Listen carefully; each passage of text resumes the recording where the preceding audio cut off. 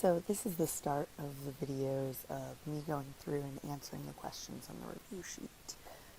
So I'm going to start by looking at number 1, name 3 variables that are continuous.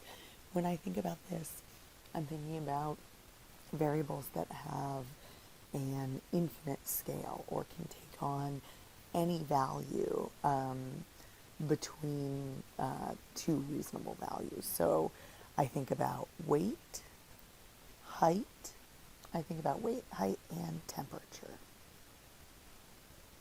Each of these are examples of variables where, say, if we're talking about height, a person could take on any height between 0 and 7 feet.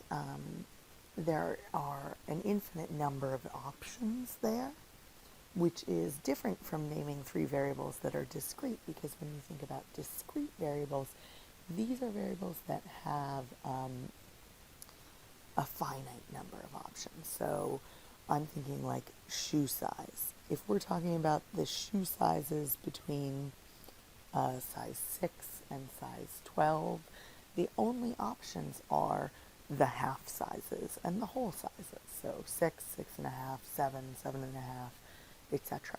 There's no such thing as a quarter shoe size or some other further broken down number for shoe size.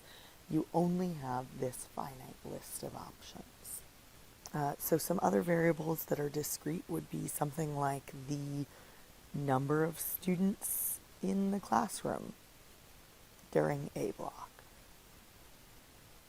We're not going to have half a student in the classroom during A block. We're going to have a whole number of students in the classroom, and there are only so many options for that, what that number could be.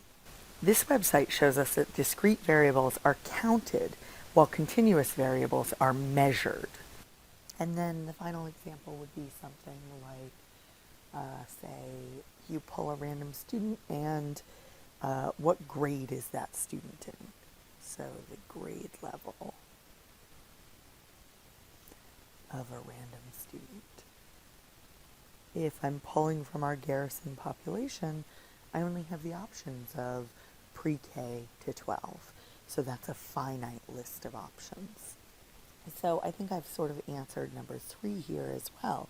The difference between the scales: a continuous variable has an infinite number of options. Now, that's not to say that we're talking about any number from 0 to infinity. I could be talking about just the number of options between 4 and 5, because we also know that there's an infinite number of numbers between 4 and 5. So it doesn't have to be that the scale goes out to infinity. The scale could just be all of the options between 4 and 5, and there's still an infinite number there. For discrete variables, we need a finite number of options. So we cannot break this down into smaller and smaller denominations. I think shoe size is the great example of that I talked about earlier, where you only have half and whole sizes. You can't have a quarter shoe size. Those don't exist.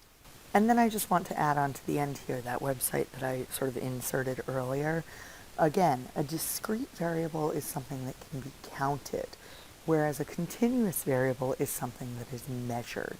That might be really helpful in helping you to come up with the distinction between the two.